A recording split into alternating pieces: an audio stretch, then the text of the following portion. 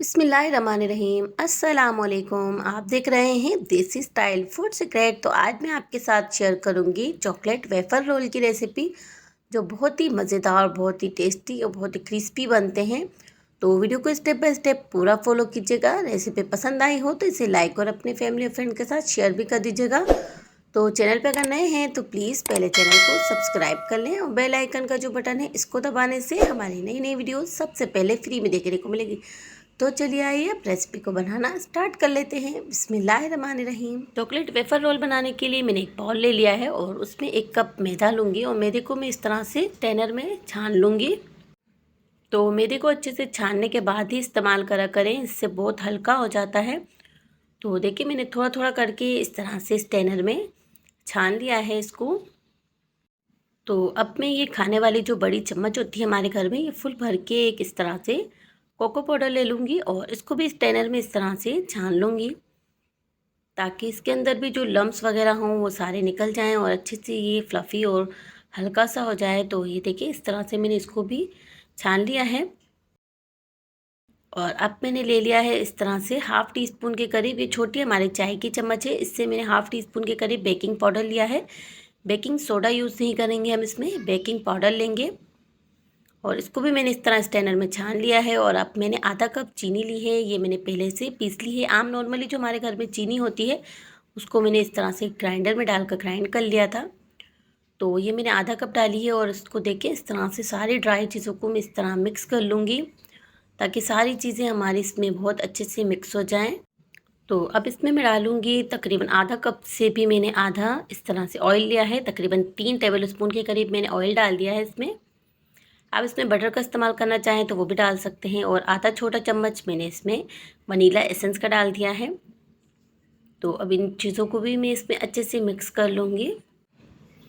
तो अब मैंने ले लिया है 1 कप दूध, तो 1 कप से थोड़ा सा खाली है और ये मैंने ले लिया है। और ये नॉर्मल दूध है, ना ही गर्म है ना ठंडा है। तो पहले से बॉयल किया हुआ दूध है और इस तरह से मैं थोड़ा थोड़ा इसमें डालूँगी और इसको मिक्स करती जाऊँगी। तो मैंने 1 कप में से थोड़ा सा बचा लिया है, तो देखते हैं हमारा इसमें कितना दूध डल जाता है। तो मैदे पे डिपेंड करता है कि आपके मैदे में कितना दूध जाता है, आपके मैदे में या कितना कम जाता है।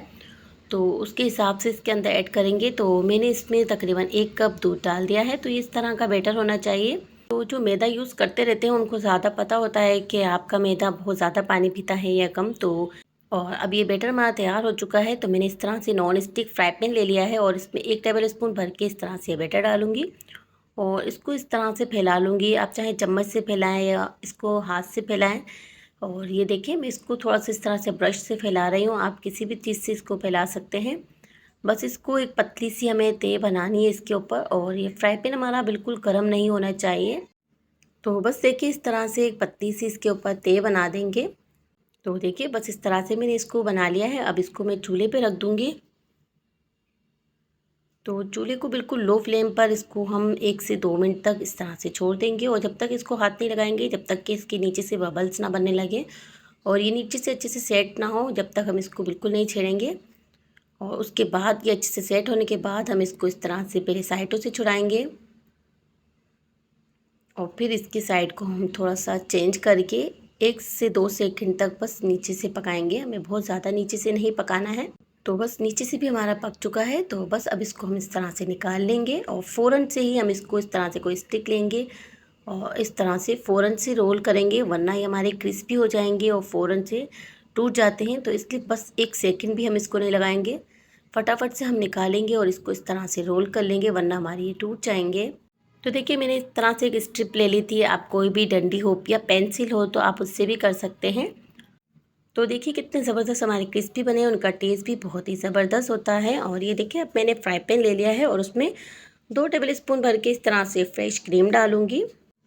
आप इसकी जगह व्हिपिंग क्रीम भी ले सकते हैं। तो ये देखिए मैंने 2 टेबल स्पून इसमें डाल दिए और इसको हल्का सा गर्म करेंगे और फ्लेम को ऑफ़ कर देंगे।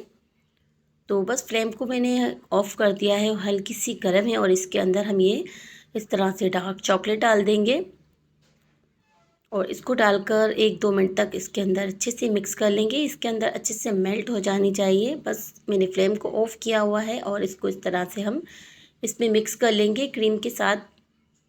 तो ये देखिए हमारी क्रीम भी रेडी हो चुकी है, बहुत ही ज़बरदस्त सी।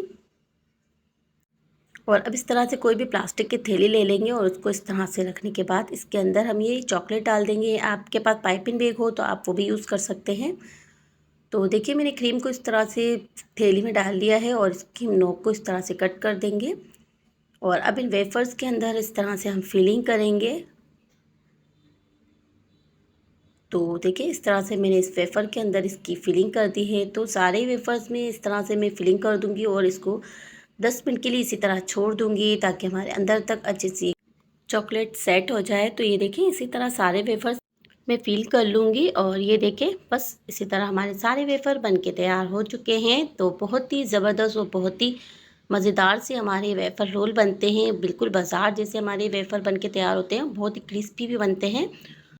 तो एक एक स्टेप को अगर आप फॉलो करते हुए रेसिपी को बनाएंगे तो आपकी रेसिपी भी बिल्कुल परफेक्ट बनेगी। तो रेसिपी पसंद आई हो तो इसे लाइक और अपने फैमिली और फ्रेंड के साथ शेयर भी कर दीजिएगा। तो इसी तरह हम आपके लिए नई नई वीडियोस लाते रहेंगे। तो मिलते हैं एक और नई रेसिपी लेकर। तो जब तक अपना ख्याल रखिएगा, हमें अपनी दुआओं में याद रखिएगा। तो जाने से पहले चैनल को ज़रूर सब्सक्राइब कर लीजिएगा। तो अब हमें इजाज़त दीजिए, अल्लाह हाफिज़।